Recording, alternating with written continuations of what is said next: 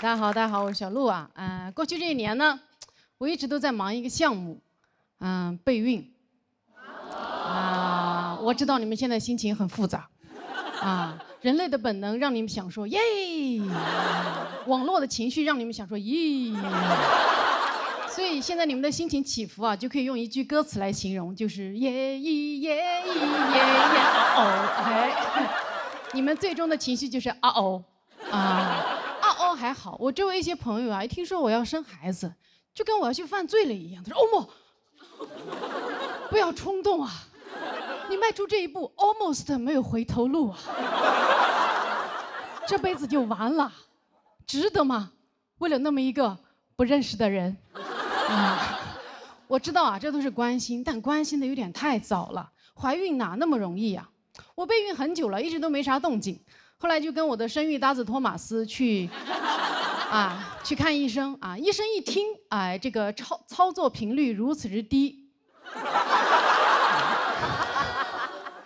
就跟我们说你们这个不叫备孕，叫随缘，肚子没动静很正常，因为人也没什么动静。哦呦，这句话真的是触碰了我的逆鳞了，我就开始发力了，不错过任何的风口，大练钢铁直男。我全国巡演，一到排卵期就会宣托马斯前来侍寝。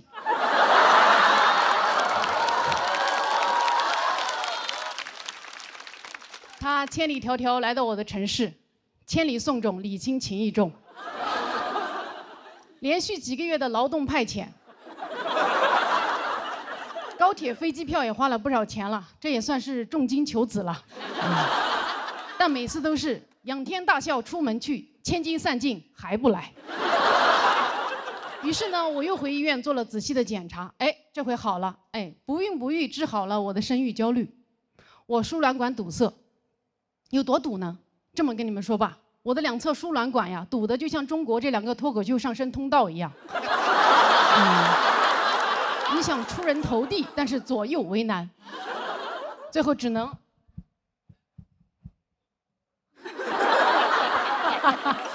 没这么绝望，没这么绝，我的情况没这么绝望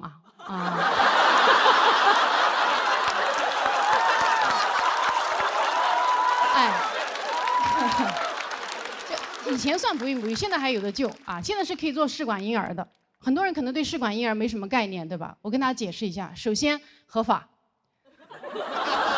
其次我生，你们别怕试管培养的孩子学名叫管培生。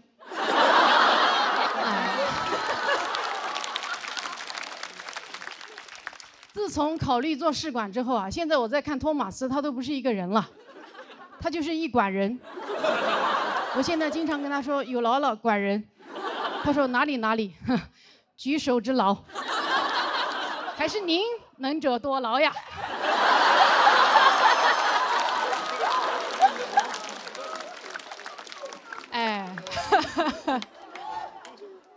懂的都懂。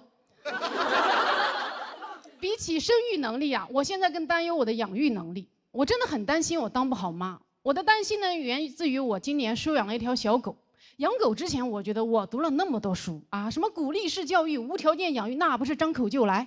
但是我养了小狗1周之后我对着这个小狗胡言乱语。我说你为什么要尿到我的床底下？你这个小狗是猪脑子吗？我不奢求你像别人家的小狗会取快递，会拉雪橇，会缉毒的，还有编制。我只要你定点尿尿，你都做不到。我养你，我还不如养条别的狗。我对你多好呀！我给你煮好肉，我自己拼某饭。我花钱给你洗澡，我的澡都是自己洗的。你的良心是被自己吃了吗？托马斯打断了我说：“哎呀，他也不是故意乱尿的。”我说：“你闭嘴，你也尿不对。”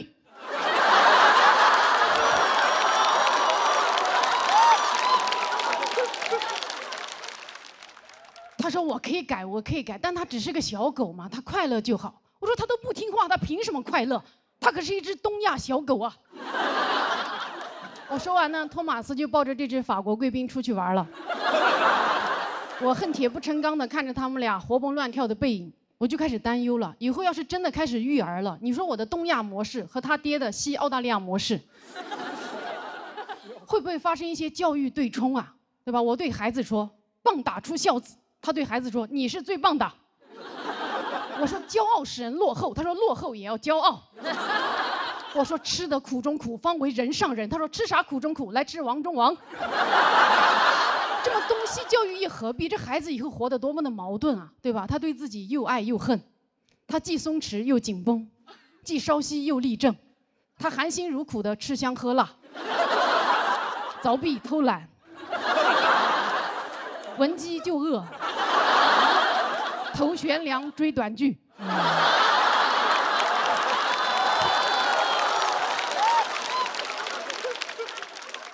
我担心自己养不好孩子，但总有人跟我说：“哎呦，你生了自然就会养了，怎么可能自然就会了？”哎，你想说脱口秀，不会写段子，我可不敢跟你说没有关系，你上台了，梗自然就冒出来了。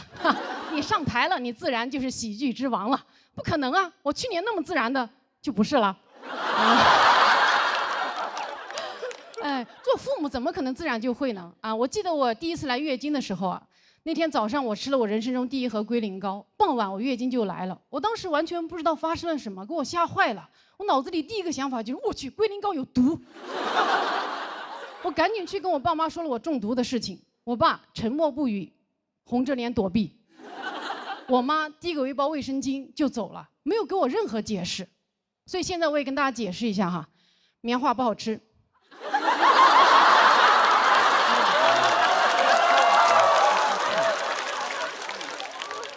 拉嗓子，建议外敷不要内服啊。我母职焦虑还有一个重要原因，是因为我们这一代是中国第一代开始吐槽原生家庭的人啊，鄙人也是其中的中流砥柱。所以我养孩子就会有那种我一定要养得比我的父母更好的胜负欲，我要让我的父母看到我的教育成果之后，对我俯首称臣，说：“哎呦，甘拜下风啊！还是您会培养孩子呀！您看看我养出来的是个什么东西呀！”哎，我一生要强，真的好怕当妈塌房，所以我就想，为什么做父母没有资格考试啊？啊，就像律师执业资格证一样，咱也去考考母职资格证、父职资格证，爸爸考公，妈妈考母，更适合东亚宝宝的应试生育，对吧？有证书不一定能给孩子托举，但是能给我托底。这样以后我的孩子在诋毁原生家庭，我就不需要像现在的父母一样对着孩子痛哭流涕说啊，爸爸妈妈也是第一次做爸爸妈妈呀，哭得哟，那个行得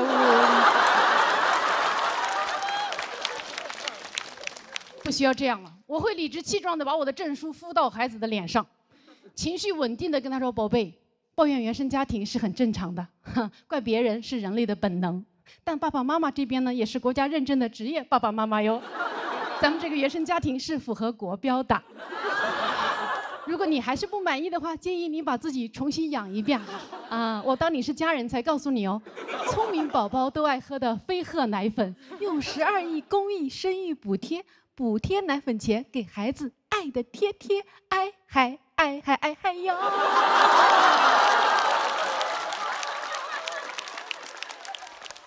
孩子说：“妈，你说唱干嘛？”我说：“啊，为了平衡事业和家庭。”好，谢谢大家。大家好，我是唐湘玉。又来录节目了，非常开心。更开心的是，我前段时间去演出，有人在我演完之后表白了。不是跟我啊，你怎么还松了一口气啊？就是我上场前有个男观众来问能不能加一下这个环节，他有个喜欢的人，我说我都行，但你得想好，我的内容可能不利于表白。我有点冒犯，就多少会吐槽一下男生嘛。他说没事儿，他不一样。他说完这句话，我就知道他一样。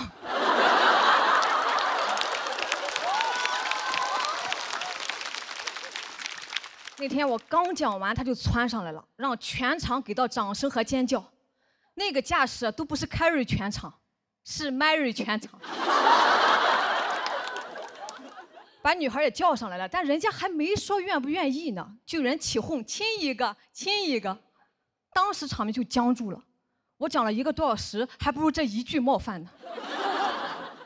我看女孩特别尴尬，我又看男孩下不来台，他就不下台。情急之下，我说那要不你亲我一个，不就是多一张嘴的事儿吗？就当我大义灭亲了。不行就亲那个起哄的，他肯定愿意呀。我看他快惨死了。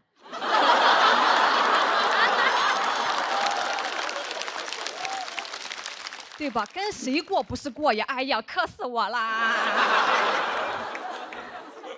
我已经5年没有亲过嘴了，说出来又如何？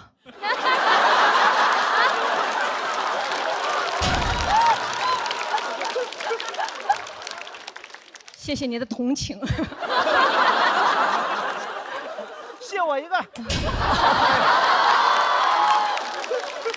全是同情分啊，今天很感谢。但这一段播出之后啊，我不希望有人给我发私信说可以亲我啥的，也不要发你的嘴，我要的不是这个，也不要发别的啊。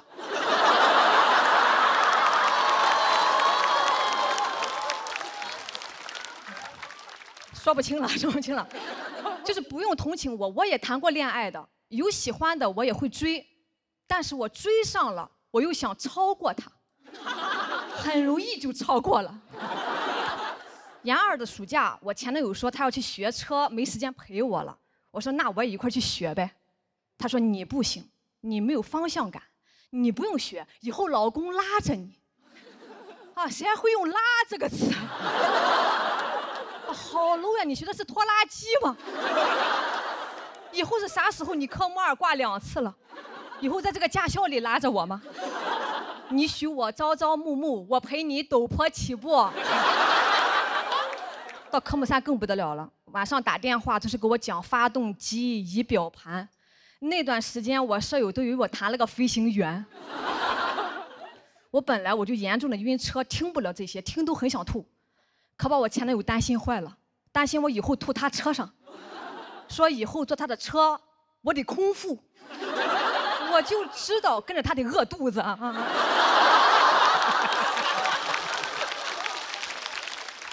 我可饿不了啊！开学回去我就偷偷报了驾校。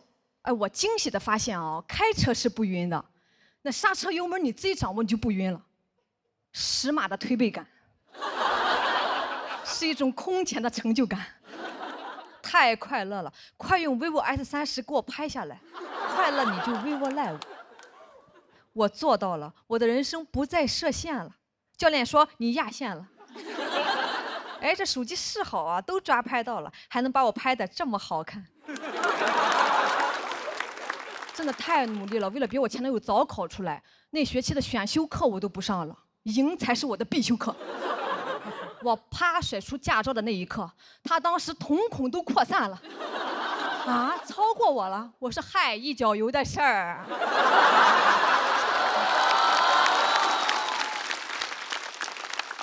好的爱情会让人变成更好的自己。别人谈恋爱是宝宝，我要跟你幸福，我是宝宝，你服还是不服？其实他对我呢，咱们说也算是真不错啊。平常出去约会啊，他都说你啥都不用管，老公安排。安排就是骑电瓶车拉着我去吃个鸡公煲。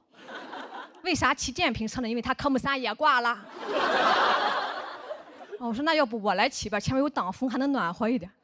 他说你不行，你没有方向感。啊，我都有驾照了，我没有方向感。是，我是没有方向感，你这个车都没有方向盘呀。那啥时候会让我骑呢？就是他出去喝酒，跟兄弟们就喝大了的时候，我去代驾。去2次就不太想去了，每次都喝到后半夜聊一宿，一个梗都没有。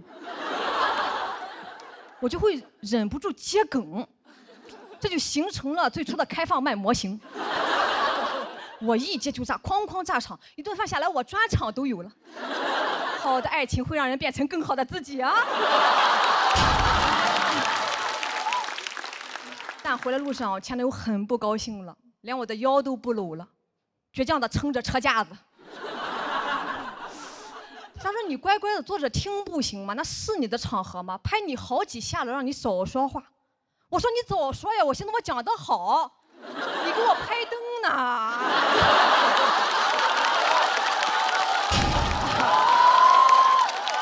这才是拍灯啊！很快我就提分手了，他很难过，说从外形啊各种表现来看，满分10分，他朋友们给我打了5分，但他依然很爱我。我说你要真的很爱我，你就不会跟我说这个，因为我朋友们给你打了不及格，我都没好意思跟你说。我也是真不错，随便一表现就得了5分，怪不得后来我的专场在豆瓣9.5分。说出来太爽了。这些年吧，男人没留下，留下了一身本事，所以这一篇也算是一封感谢信吧。最近又想长长本事了。正好有一个恋综联系我，但同时也很联系我的前男友，是那种在前任上的恋综，前任看着我谈恋爱，这也太刺激了。我想去，好久没骑电瓶车了，所以这一篇也算是一封邀请函吧。你在看吗？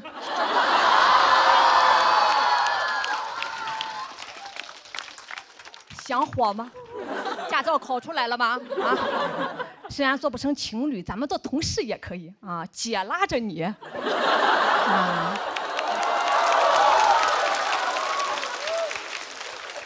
到时候你也是啥也不用管，你就乖乖的，你少说话就行了。好，谢谢大家。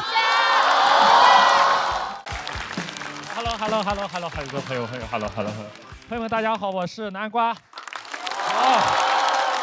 大家还认识我吗？是吧？认识了，谢谢大家。我现在瘦下来之后，感觉自己年轻了很多哈。我现在偶尔会涂个素颜霜，修个眉毛。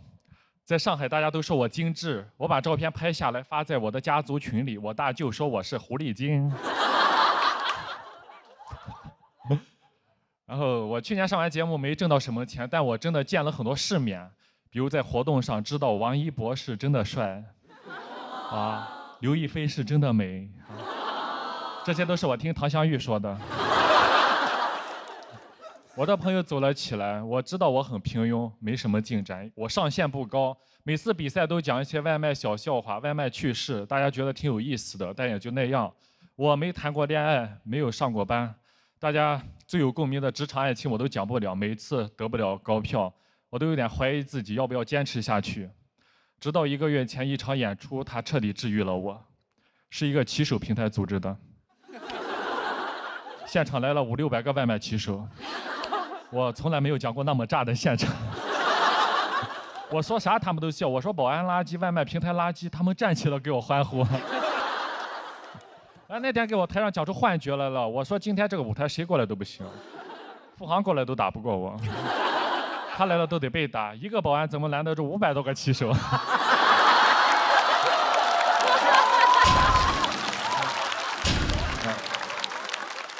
我真的羡慕有些朋友们，就朋友们走了起来，红气养人，状态都不一样了。我只能靠我自己养了。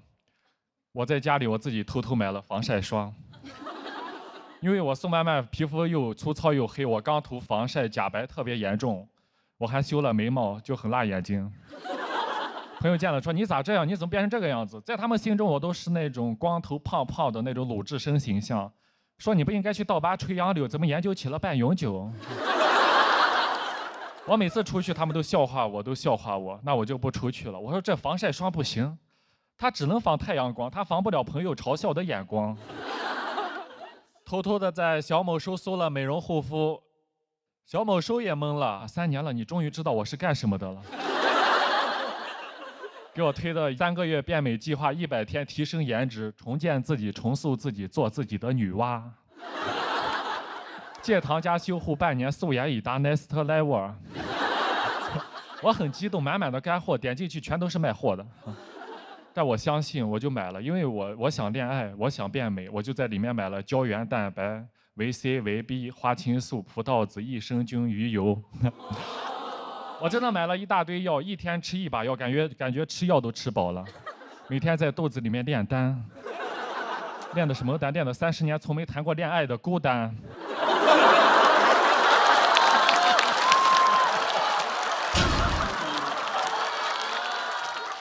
说出来如何？我身边的朋友很优秀，对吧？他们优秀，那我也提升自己，我就去健身房报了课。去健身房器械特别的多，我不知道练什么，我就问教练，我想减肥练哪个？教练说我们这边有这个爬楼机、跑步机，其实挺有用的。我说啊，爬楼和跑步要是有用的话，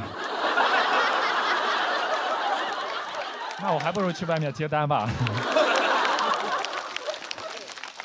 我的朋友真的太优秀了，他们不停的成功，越成功我就在健身房对自己练得越狠。我最好的2个朋友，他们一起走红毯那个月，我瘦了30斤。我那2天去健身房一蹶不振啊，我一蹶不振。教练见了我，你今天也没怎么上强度，怎么这么酸呀？我说肯定酸呀。他们不停的成功，那我就不停的练，不停的瘦，我最后把自己练的体脂率只有9%。太低了，我说你们不能再成功，我不能再练，再这样下去，我还没走上红毯就先盖上白布了哈。最后练到自己减了60多斤，什么感受？我再去演出，再去开放麦，已经没有人在乎我的内容了。他们在 report 里面没有人说我段子的，都说南瓜好瘦，南瓜怎么瘦成黄瓜了？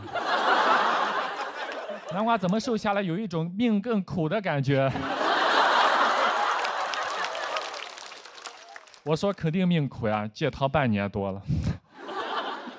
然后更多的人他就私信我在评论区或者私信我，他说南瓜怎么瘦下来的，教教我，教教我。私信的人太多，根本回不过来，就每天在家里研究，都快研究成教练了。然后今年5月份我真的去考到了健身教练资格证。谢谢大家。所以我现在是一外卖、脱口秀、唢呐、健身教练4期艺人。就是大家以后不管是饿了、胖了、不开心了，还是人没了，都可以找我。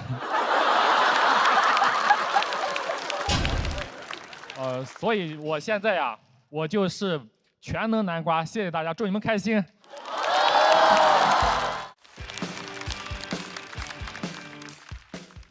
Hello， 大家好，我叫陈爱。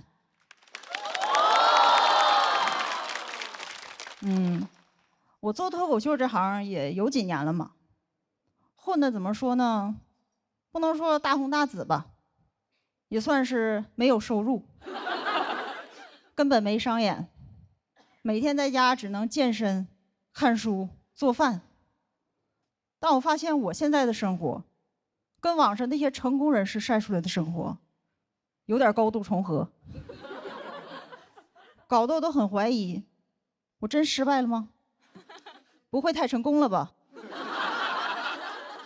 但我越想越觉得我跟那些成功人士很像，他们的钱在兜里，我的钱也是，也在他们兜里。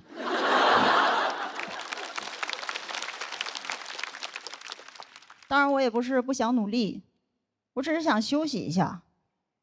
有人说，那我懂了，你想 gap 一下 ，gap year。对，但我不是想 gap year， 我想 gap life。去年过得确实不太好，租的房子也一直出事儿，到处搬家，抑郁症也发作了。还好最痛苦的时候有个朋友一直陪我，某音。我真挺喜欢刷短视频的，我也知道很多批判的声音，比如劝你说别沉迷，天天刷这玩意儿人生就完了。还好，我刷之前人生已经完了。甚至我觉得说短视频会毁掉人生的人，既高看了短视频，也高看了我的人生。毁我人生的多了去了，失业、贫穷、原生家庭、剪坏我刘海的发型师，都排着队呢。你短视频算老几？甚至我觉得这小玩意儿还想影响我的生活，你最多算是骆驼身上的第一根稻草。然后还有人说短视频最大的危害就是让人不思考，有没有可能我刷这个就是不想思考？反正我那段时间一思考就想死，全靠在上面看人擦边。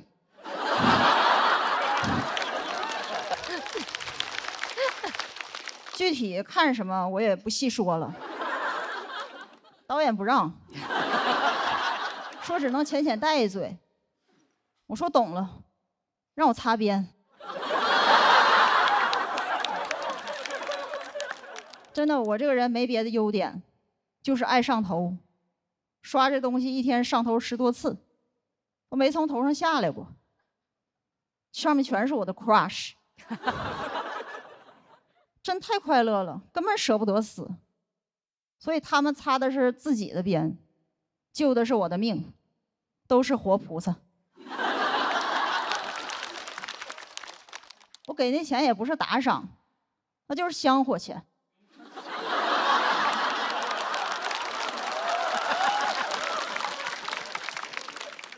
真的，那段时间就感觉我看的视频越短，人生就越长。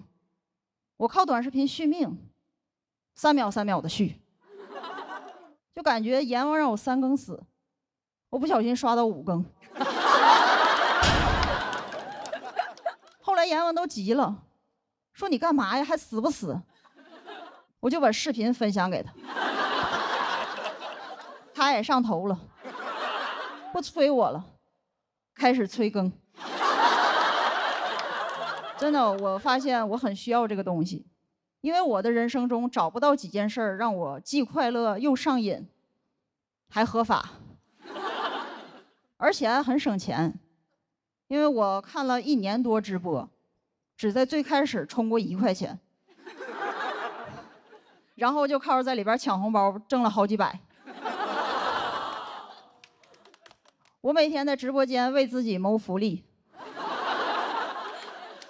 所以虽然我现在没商演，但已经达成了脱口秀演员的最高成就，在直播间捞钱。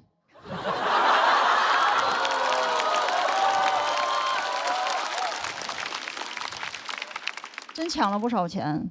我这样在大主播呢还好，遇着那种小主播，我1个月抢的比他挣的还多，搞得我都想要不打赏点吧，反正花的都是他的钱。然后我不但爱刷短视频，还特别上头里边那些神曲，你们肯定也都听过。这种歌有个最大的特点，无论听的时候我的意识多嫌弃，腿已经开始跟着抖了，就感觉我大脑说太土拿走，我腿说拿回来。怎么说，我的音乐品味就像跳楼机。听多了，我在大数据那儿的用户画像就有点变了。他现在觉得我是一个中年的卡车司机，已经开始给我推荐汽车零件和 polo 衫了。我也终于刷到了自己之前没刷到过的东西，米其林、轮胎。最近比赛，很多人跟我说加油，我都想问汽油、柴油。但其实我理解听那些歌的司机和外卖员，因为我那段时间抑郁到起床都困难，我就需要那种又土又来劲的东西，让我从床上爬起来，否则再高雅都不行。哪怕贝多芬亲自来给我弹钢琴，我也会觉得你这玩意儿不来劲呢，给我换 DJ 版。而且高雅的音乐都很忧伤，听的人更想死了。什么命运交响曲，对我来说那是送命交响曲。品味上去了，我人下去了。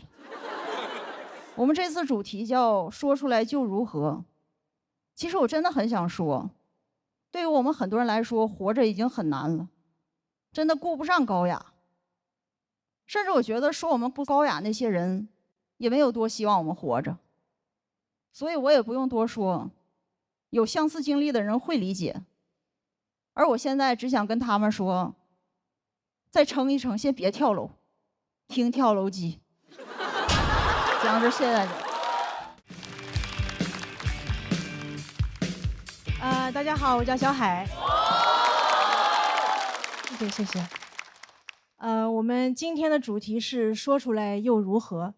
其实很多事儿我说不出来，因为我是一个特别怂的人，生气了我也不敢说。之前老板要给我降薪，我鼓足勇气，我给老板发微信，我说为什么要给我降薪？老板说公司不挣钱。我说好的。波浪号。但其实我心里全是星号。老板还跟我说，你这个人最大的优点就是情绪稳定，但他不知道我最大的优点其实是骂人不出声。我经常想在心里跟别人说出那种特别刻薄的话。有一次我坐飞机啊，我特别想睡一会儿，但我周围所有的家长都在给孩子上课，我后边家长在教孩子学英语，左边在教飞机原理，前面在教古诗词。我说原来空课的意思是空中课堂。我都感觉我坐的不是航班，这就是个实验班。我坐第一排，给我发饭我都不敢吃，我怕他让我往后传。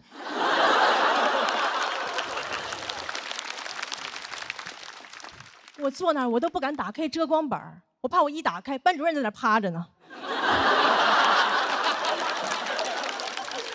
然后所有的孩子都在公放pad，我看着这些孩子，我觉得他们不应该学知识了，他们应该学学人生的真相。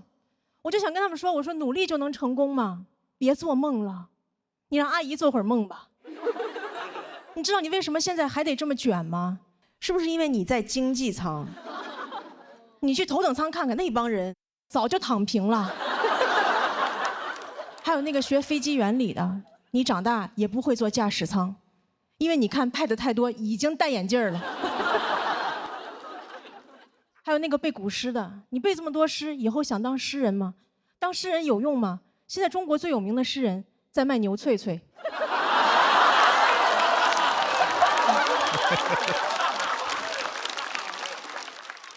所以你们也看出来了，我情绪真的不是很稳定，我只是不想让别人看出来我疯了。但前2天老板看出来了，因为有一天上班我心情不好，没有化妆，老板跟我说：“你上班怎么都不化妆呀？”我说：“没钱怎么化妆？没玩过游戏吗？不充值哪来的好皮肤？”然后老板跟我说：“哎，咱们有事说事儿，你不要有情绪。”然后转手给我发了2短视频，非暴力沟通和厉害的人早已经戒掉了情绪。我说情绪为啥要戒掉啊？怎么情绪有害健康吗？啊！我在这演着演着，突然有人上来扇我一巴掌，我面无表情。观众都问我说：“你怎么不生气啊？”我说：“戒了。”我估计扇我的人都想说：“戒不是有病吗？”我天津人还是。然后老板还跟我说：“最近感觉你情绪不太稳定啊，我觉得你就是太敏感了。”我觉得老板说你太敏感就是一种 PUA， 对吧？因为你都伤害我了，你还要怪我太脆弱。这就好比我走在路上，有人开车把我撞了，然后过来跟我说：“哟，这么容易就受伤了？你也太敏感了吧？你看旁边那个人都被我撞飞了，但他一点事儿没有，因为他有超强钝感力。你看他飞出10米他都没事儿，因为他每天都在刻意练习。你花21天，你也会成为更好的自己。”我说：“可是我真的疼啊！”你感到疼是因为你在成长。我说：“可是我都快要死了，那些杀不死你的会让你更强大。”我还看到网上有的老板说，他招人的第一标准就是情绪稳定。我说：“这标准你咋测试啊？啊，面试时候上来先给你个脑瓜崩，找工作直接跟老板谈。”我就工作过的朋友都知道，员工能力越强，情绪就越不稳定。对吧？你如果招人第一标准是情绪稳定，你只能招来那种能力不强的员工，到时候老板就只能跟大家介绍，这是我们新来的会计，不识数但是特别识相。但我也不是啥人都招。前2天我刚裁了个程序员，他会挺多编程语言，但我让他加班，他就跟我用 C 语言。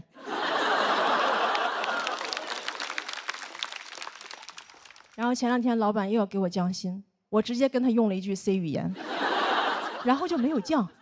我说我学了半天非暴力沟通，原来最有用的居然是暴力。就非暴力沟通几10万字顶不上这1句，我这才是真正的1句顶1万句。谢谢大家，小海。哎，我今天有点太好看了。真的，今天我看我自己，我说哇，人间水蜜桃，都有点不好意思讲我今天的内容了。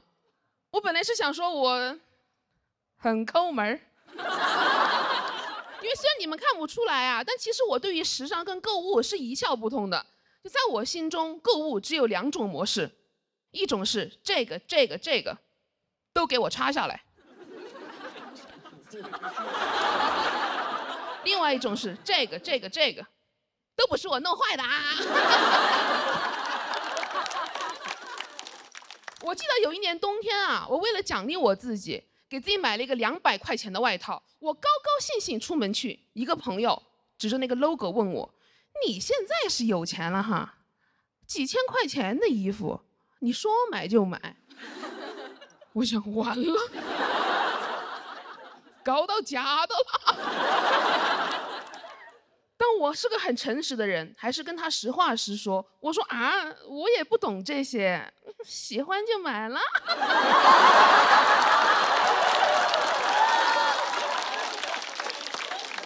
最近呀，一个朋友跟我说，你现在呀也是红了，我带你去趟香港，了解时尚，顺便呢勇闯富豪世界。一到香港，我朋友就说，你别把你的通行证弄丢了，放到我的 LV 钱包里吧。我说这就开始闯了。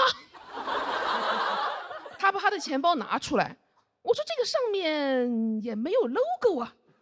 他把钱包徐徐翻开， LV 在夹层里。我说哦，图穷驴现。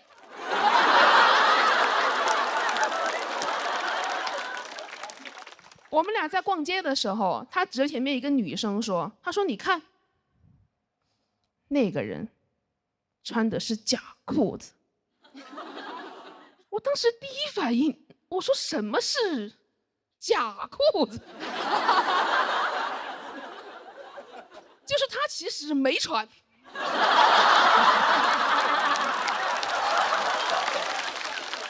那个是人体彩绘。后来我朋友带我去看香水，他说他喜欢祖马龙，因为很低调，但是别人一闻就知道是祖马龙。到这儿我真的忍不住了，我说这个别人，他到底是谁呀？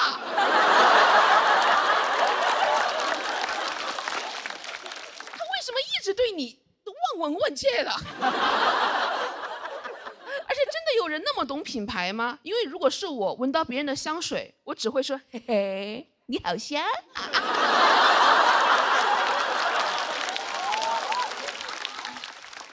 我就跟我朋友说，你是不是有点太被消费主义洗脑了呀？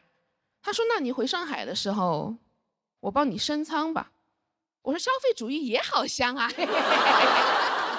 那个其实是我第一次坐公务舱，我是非常紧张的。我坐那儿之后呢，想调座椅靠背，摸了半天，也没有摸到开关。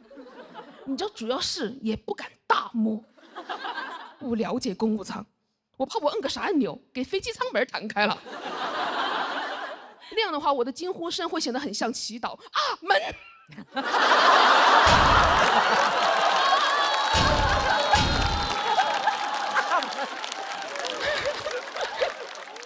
我当时特别想让空姐觉得我这个人体贴又有礼貌。当时空姐跪下跟我说话，我马上去了。我说姐姐，这又是何苦呢？空姐问我橙汁和水您需要什么？我说我都不要，我要你好好休息。不好意思，有点太油了啊。跟我形成鲜明对比的是坐我旁边一个12、13岁的小女孩，她的父母呢坐我们后面。起飞之前，空姐过来提醒我们2个人调直座椅靠背，我们俩都没动。她没动，是因为她不在乎规则；我没动，是因为我没动。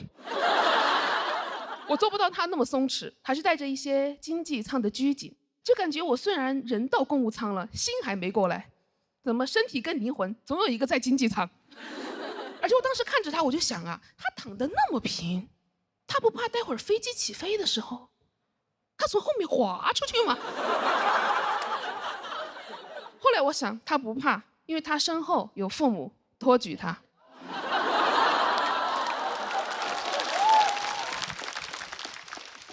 而且当时更让我生气的是，他背了一个香奈儿包。我说你12、13岁，你上初中哎，你背香奈儿干嘛呀？你拿它装逼吗？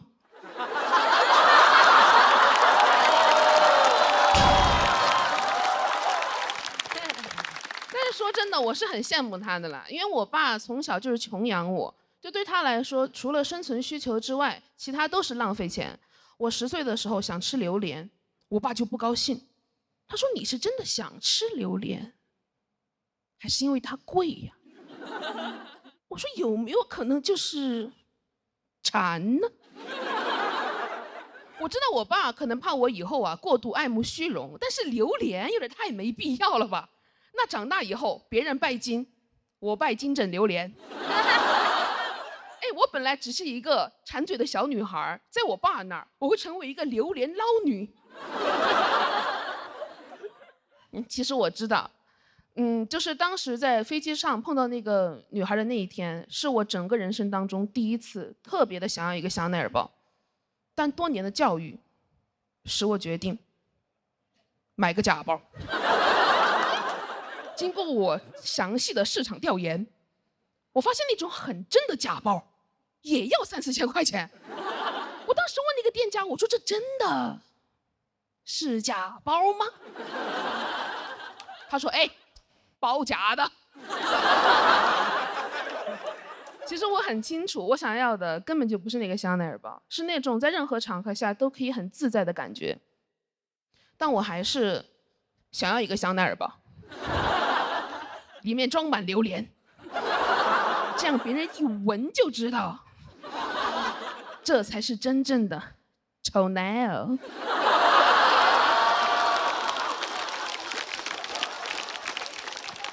其实我上周已经买了，买的真的。哎，说出来又如何？真的，我今年很想多赚钱，我想给我妈也买一个香奈儿包，给我爸买一个刮胡刀，手动的。他如果有意见，我就问他：你是真的想要电动剃须刀，还是因为它贵呀？谢谢你们。嗨，朋友们，嗨，稍微先解释一下这个手哈，就是在刚才休息的通道里边，因为太暗了，摔了一跤啊。想过在这轮输给堂姐，没想过输给黑灯。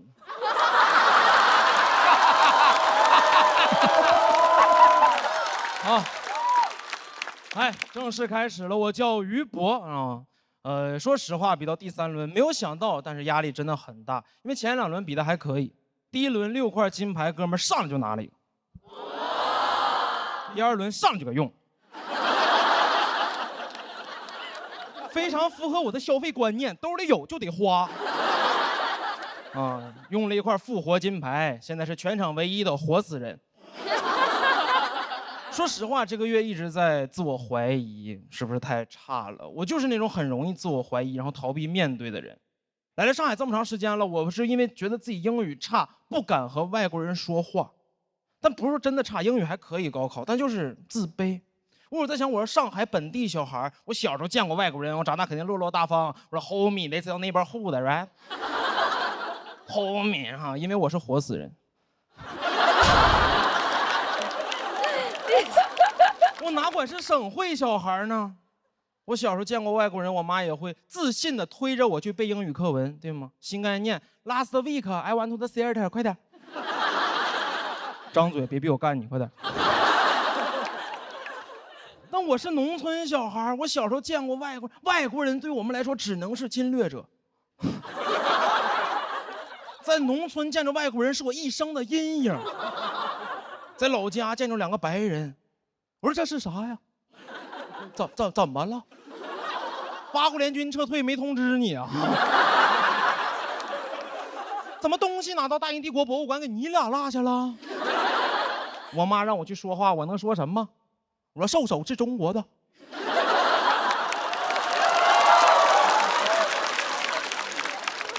他说哥们儿，我也是中国的，我少数民族。还是来了上海，因为自卑感到落差，就是来了上海才意识到，原来英语是一门语言呢，它怎么能拿来交流呢？我们的英语只是一门学科，落在试卷上，还交流？我们的英语学的跟捧哏似的，最多保证话不掉在地上，还什么听说读写，我们就是嗨，没听说过。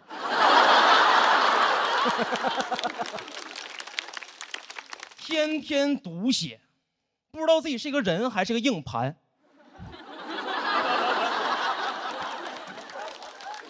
啊，不是说为了抖一个谐音梗，是因为我们那年黑龙江英语高考英语不考听力，不是说真的不考，就是播放但是不算分儿，高考当白噪音放。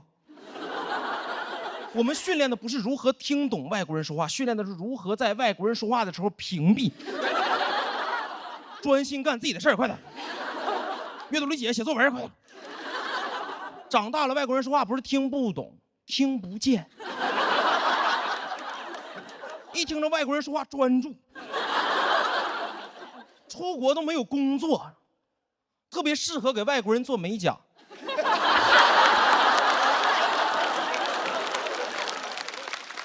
叭叭说两句话，给手指甲当答题卡涂满了。只能做美甲，不能纹身，因为忍不住想写作文。回家一照镜子，后背是地儿里滑。英语学得很尴尬，对吧？精通掌握，因为成绩还可以，但是绝对不会主动使用。英语学得跟核武器似的。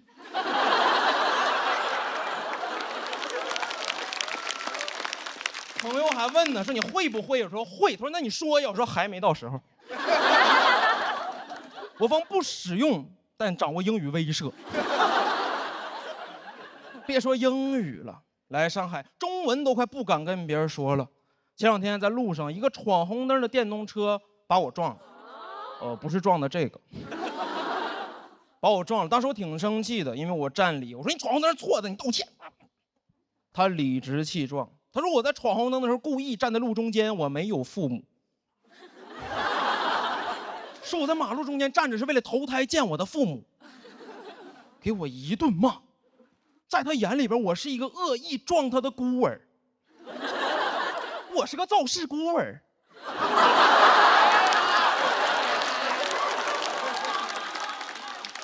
对我进行疯狂辱骂，脑子已经空白了，只有一句歌词说他在朝我扔泥巴。已经迟缓了，场面特别像是植物大战僵尸，我是僵尸，他那嘴里全是植物啊。我当时就看着他，我说这个世界是不是就不需要规则呀？因为他说着说着，只有我们这种感觉伤害我们，只有我们这种自卑的人才需要规则。说着说着来了一句啊，红灯剩3秒就是绿灯。他说，那你阳寿剩3年就能埋了吗？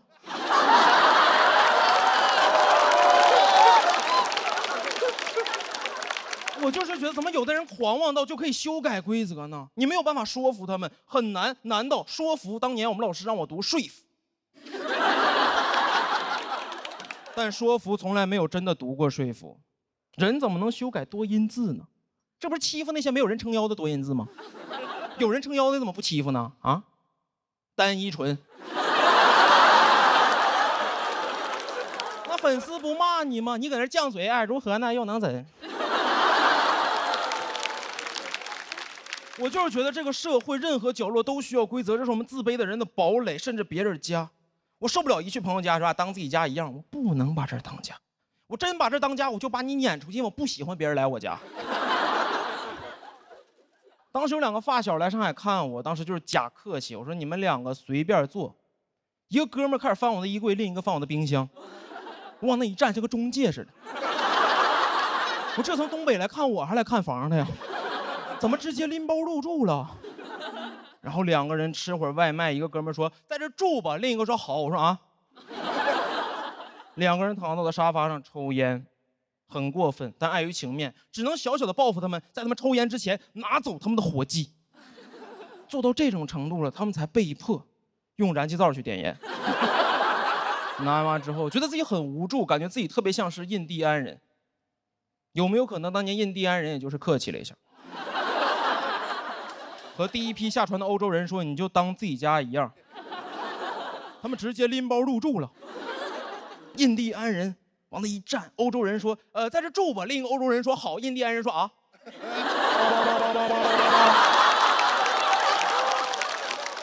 印第安人实在没办法了，才在每年感恩节的时候拿走他们的火鸡。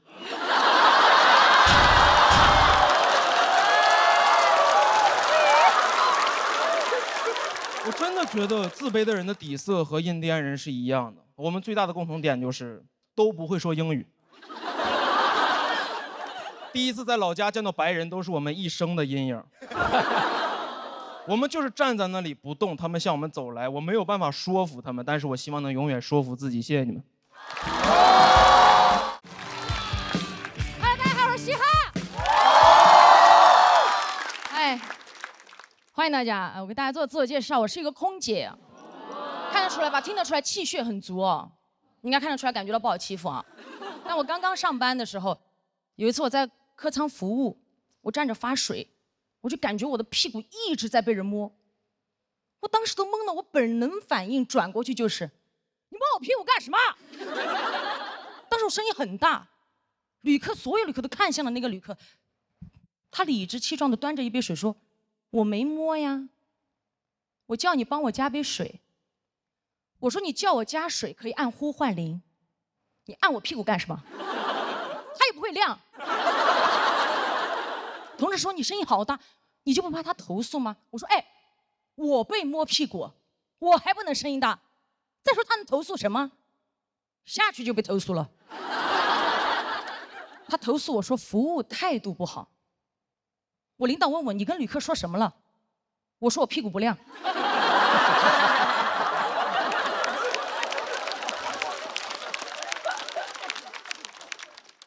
导说你怎么能这么跟旅客说？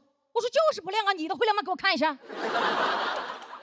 经常遇到这类的事情。还有一次，我的一个小同事，一个小妹妹，在客舱工作的时候被一个旅客要电话，旅客说你不给我话，我就投诉你。我想办法能要到你的电话，非常害怕，走到后厨房问我姐怎么办。我说我跟你一起去。我走到那旅客面前，我说你是不是要他电话？你连我的一起要了。旅客说我不要了。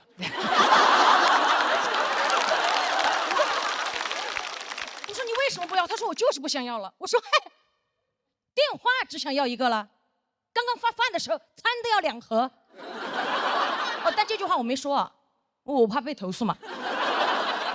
后来下去还是被投诉了，他投诉我非要给他电话。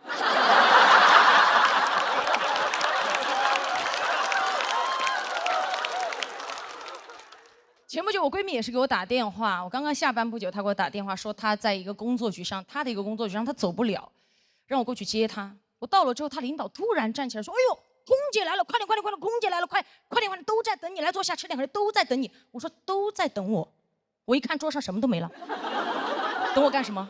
等我来收餐。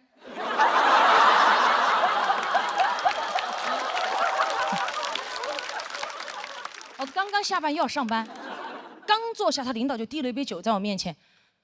我说我不喝酒，真不喝了。他领导说：“哎，你们空姐不是都挺能喝的吗？”我心想，什么叫空姐都挺能喝？你见到的空姐都是站在门口，您好，欢迎登机，15、20没有过，这样吗？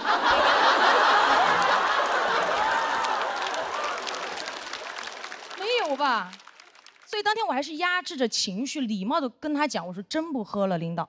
明天还要上班，我实在是不想跟他多说话，当时脸色也不太好看。只见我朋友的领导脸色一沉，拍了拍我朋友的大腿，说：“你朋友生气了？”我看到噌的一下站起来，你摸他腿干什么？当时我仿佛听到有人说了一句：“他声音好大。”但我就这么一吼，当时在场所有人目光锁定领导。领导一看就是老手，他举起他右边的老手说：“我没摸呀，隔着裙子不叫摸。”我低估了他这张老嘴，我气到浑身发热，汗流浃背。当时左边胸上的硅胶胸贴气到贴不住，咣的一下就掉出来了。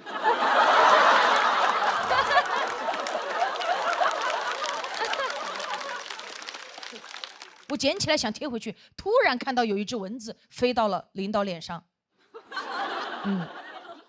应该有一只蚊子。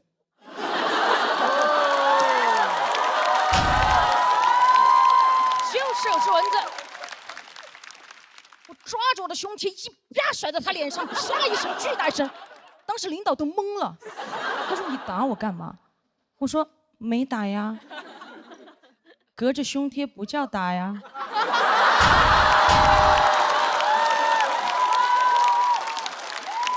好想跟他讲，这是一个女人宽广的胸怀拍在你不要的脸上。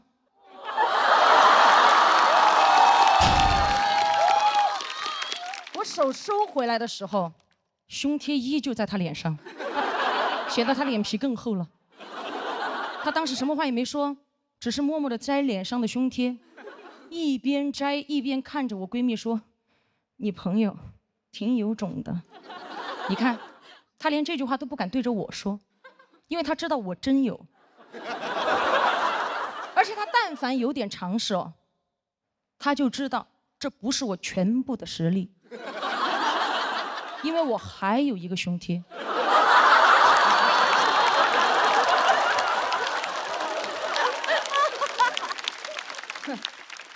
回家路上，闺蜜就在车上担心嘛，因为她的领导跟我领导认识，会给我穿小鞋。我说可笑，什么叫穿小鞋？我胸贴都不穿。后来我朋友领导还威胁她，让她不要把这件事情说出去，不让她在公司说。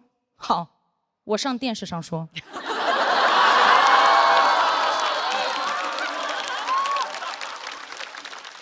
说出来是我该做的事儿，又如何是他该想的事儿？领导还跟我朋友说退一步海阔天空，哎，我不退他也阔也空啊！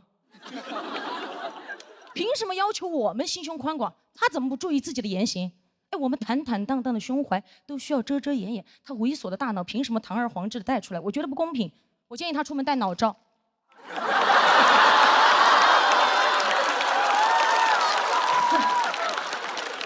爽啊！还有这个领导，如果你不想被骂，你就别做，对吧？如果你做了，你就别怕被骂。如果你觉得今天我骂的脏，哈，隔着屏幕也不叫骂。简单如此。哎，到手面。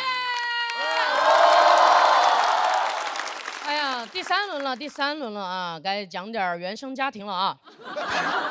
哎，我小时候，我爸爸妈妈是开小饭馆的。卖点什么包子、饺子、米粉、面条之类的。我们家的饭馆名字叫好好吃，只有我一个人听进去了。我每天都坐在饭馆里面好好吃，但我们家饭馆的生意还是一般，爸爸妈妈呢就是闲着是闲着，不如就吵点架、打点架。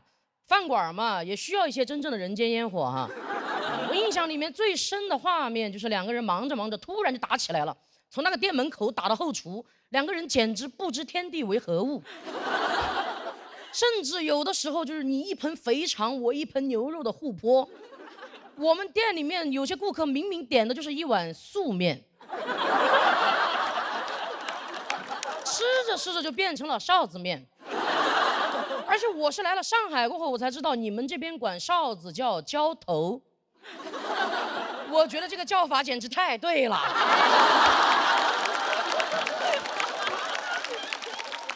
我爸妈就是这么用的，而且也是来上海待久了过后，我才知道你们这边管这个叫家暴。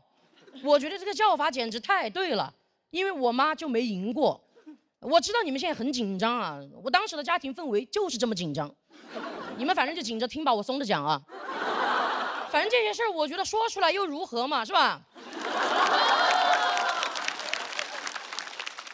每次我爸爸妈妈一打架，我妈妈就会披头散发的跑回娘家。娘家人没有那么好惹的，马上就要选出一个代表，去讨个说法回来，就选了我舅舅。我舅舅长得跟我一样高，已经算是我们家里当时最高的了，看起来就挺好惹的。我舅舅每次来到饭馆门口，两个袖子往上一撸，站在门口大喊出来，那就是他那天说过最狠的话了。就两口子闹矛盾，家里面的人一般就是坐下来吃个饭，就当无事发生了。我舅舅本来还很生气，但他吃着吃着就开始晕碳了。跑回去唯一的说法就是，这个回锅肉还挺有说法的。就我们家的日子就开始这样日复一日的循环起来了。妈妈一回去，舅舅就会来；舅舅一回去，妈妈就回来。我舅舅后来都三高了，所以我爸打我妈这个事儿，最难消化的人不是我妈，是我的舅舅。直到我4岁啊，问题依然没有被解决过。我舅舅趁着唯一一次还没有吃晕碳的时候，就悄悄地跟我妈说：“抛嘛，不行就抛。”我舅舅实在是不愿意吃回锅肉了，我妈也决定要跑，她就开始偷偷的在饭馆里面存钱。那个时候卖1碗面，她能存5毛；卖1笼包子，她能存3毛。所以有段时间，她经常就在店里面给客人推销面条。其实每个吃过我们家面条的客人都助力了我妈的逃跑计划。我都在想，幻想我妈妈逃出去那一刻，别人越狱是 freedom， 我妈妈出走 noodle。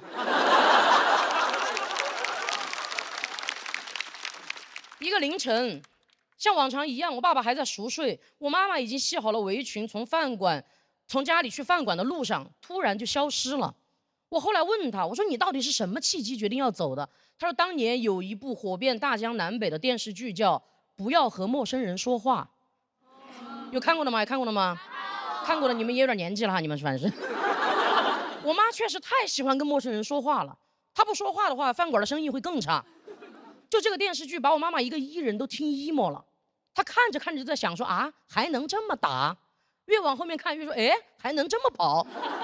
我妈跑了过后，其实我爸爸那边的所有3亲6戚都对我爸爸发起了直达灵魂的羞辱，就问他说：“你连你老婆都管不住，你算什么男人？他在存钱的时候，你到底在干什么？怎么可能就找不回来呢？中国就这么大。”我爸爸真的受不了羞辱了，他决定学习冯远征，亲自远征，去我妈妈娘家找人。其实我妈妈就藏在村子里。但村子里所有的人一看我爸爸来了，平时最爱扯闲话的几个大娘就靠在村口，你一句我一句的，几个人就，哎呀，那个跑了，跑到上海去了，不是上海，北京。哎呀，你们都搞错了，跑到美国去了。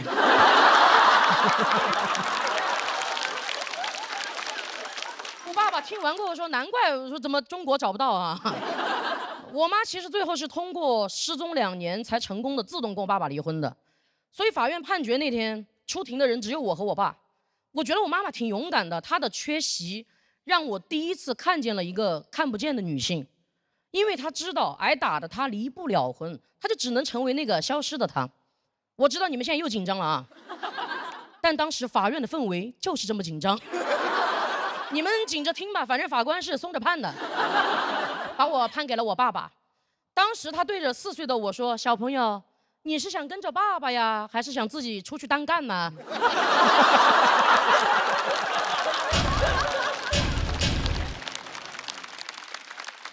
我妈其实中途一直都有偷偷的联系我，所以在我成长的每一个重要的节点，我都有一个看得见的妈妈。其实我小时候并不理解她为什么要跑。我长大过后，我才开始真正的不理解，我都不懂他为什么不早点跑。我就问他，我说你为什么非要忍到我4岁你才跑呢？我妈说，她说因为我在存钱。我就问他去哪儿了，他说从云贵川跑到江浙沪，从大西北跑到北上广。我一听跟我去年专场巡演的路线一模一样。但我是背着包袱去讨生活的，我就在想我妈是怎么生活的呢？我觉得我低估了我妈妈。她是系着围裙跑的，一个系着围裙的女人跟一个扛着梯子的男人一样，可以随意的出入任何的公共场合。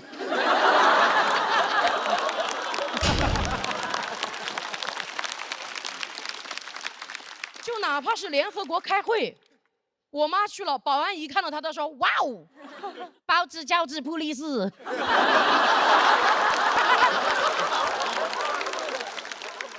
就算哪天他真的饥肠辘辘无处可去了，他甚至可以随机混进一个饭馆， ，cos 里面的服务员，自己给自己打员工餐吃，就被人发现了，又能怎么样呢？跑嘛，反正从饭馆跑，他熟。